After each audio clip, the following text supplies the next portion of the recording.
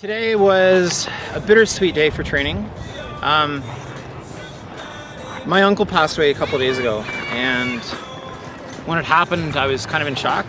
I'm used to only seeing him once a year, and I saw him last March, so for me it's normal to go a length of time without seeing him. And so it's, I don't know, it hadn't really sunk in, but now that it's sinking in, it's getting pretty tough. I don't know, I was pretty close to him. Favorite uncle, super funny, really nice, genuine guy.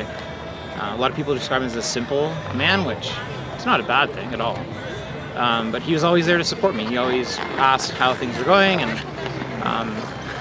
he'd always say, "You're always on the go." You know, I tell him I was in Kansas or Texas or Indiana, Colorado, Vegas, wherever I was.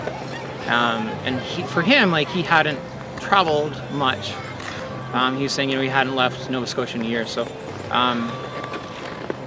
I don't know, I think sometimes he wishes he could have traveled more, but I don't know if he knew where he wanted to go. But anyway, he was just an incredible man.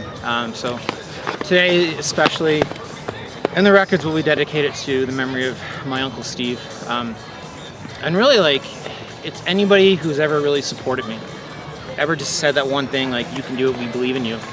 Because this is not an easy path. To be an entrepreneur, to be somebody that does something that no one else has really done, is scary because there's no blueprint for me to follow. And even if there was, it's still an incredible amount of work. Like, I essentially am 100% commission. If I don't book a school, I don't get paid. And it's a lot of calls, it's a lot of emails, a lot of patience, a lot of people saying no, learning how to get past the no. But once you learn something, once you see the results of your actions, you can't unlearn that. You can't pretend that it didn't happen. And so I can't stop, I won't stop. I have to go 100% forward. And he was somebody that would just say that little bit. You know, it's not like he was there every single day saying, this is how you do it, I believe in you. But just that little bit. You know, it's knowing that people are watching. You know, I have a lot of friends that have told me they wouldn't go this path, and that's fine. It's not for everyone, that's for sure. Sometimes I think about the path that I used to have, the, you know, paycheck every 2 weeks in an office. For me, it wasn't fulfilling. I know for a lot of people it is fulfilling. But like I said, once I've learned, once I've seen the results, I just can't unlearn that. So today it's heavy on my mind. But on a lighter note, there's actually a lot of kids out here today, and something that was really cool is these kids started gathering around asking questions. And it's always the case where they're kind of watching from a distance, and I know they are.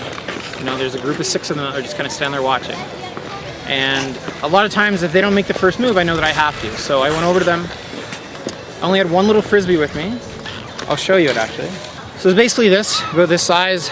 I only had one left and I gave it away, but it's the Unplugg'd Mini disc that I give away. And I gave it to these kids, and I said I only have one of them. So,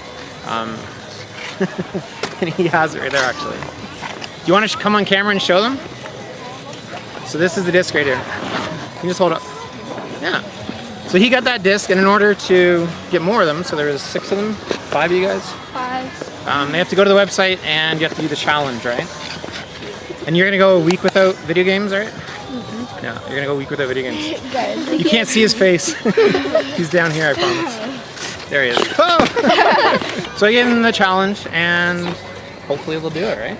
Yeah. And I just had one kid actually in grade 5 do the challenge. This is his 5th time doing it in the last year or half a year.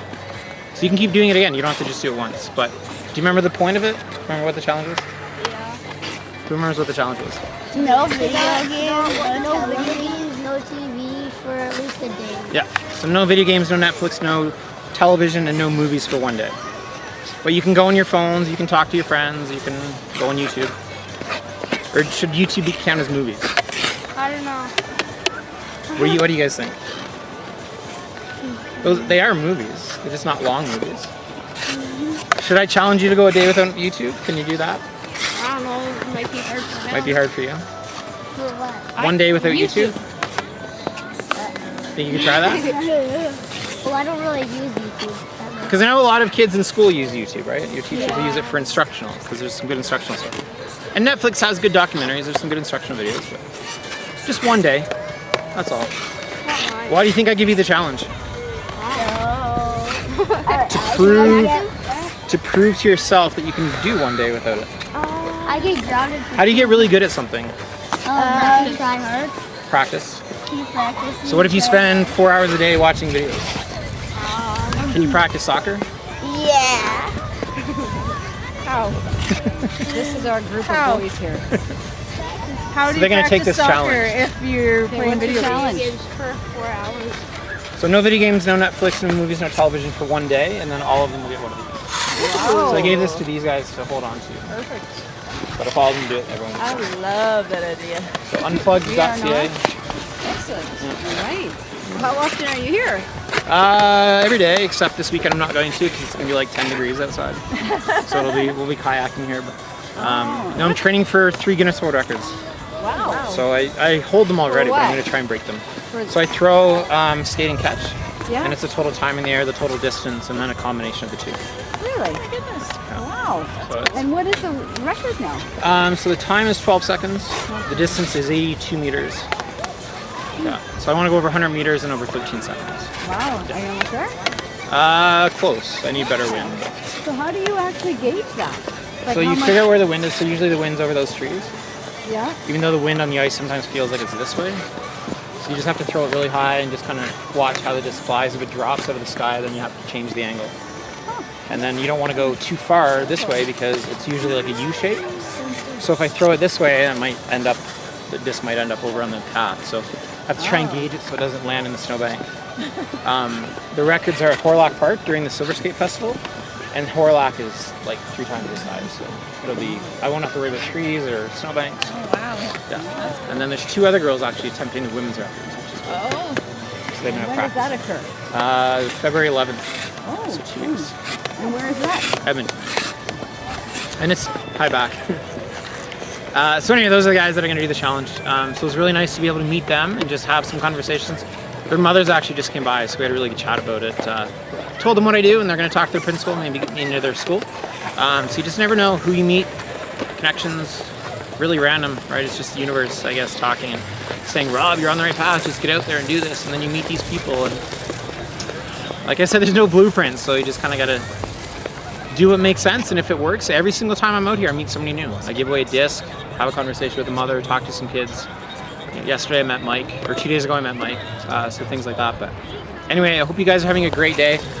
2 weeks from tomorrow, Jill, Jenny, and I are attempting the records in Edmonton, and I'm so stoked. This weekend, the ice is going to be really bad probably, so I'm going to be in the gym all weekend, just stretching, working on my legs, getting more mobile, working on the arms, just trying to get limber, because it's going to be staying limber, staying fresh. I want to have every single one of my 15 MTAs, 15 TRCs, so every one of my 30 throws, I want to be with power, with nice, smooth, clean releases, and then just get to that disc and get that great catch. So anyway, have a great weekend, guys, and we will talk to you soon.